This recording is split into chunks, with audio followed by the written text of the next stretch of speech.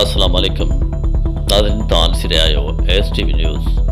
तारा तरीन बुलेटिन में वली मोहम्मद चाड़ो हाज़िर आहियां नज़र वजूं था समारोह जे रामचंद शेंगलानी जी रिपोर्ट ते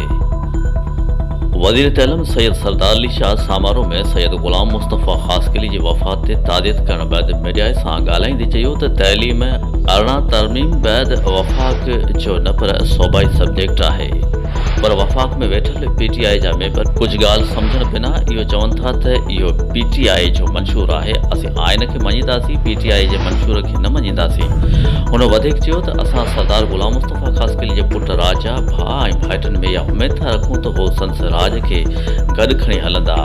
हू तालिक़े नाज़िम अलायंस पाकिस्तान जो सदर थियो इहो संस एम्बिशंस हुजण जी निशानी आहे अहिड़ा माण्हू सिंध में तमामु घटि मिलंदा उनखां अॻु सूबाई वज़ीर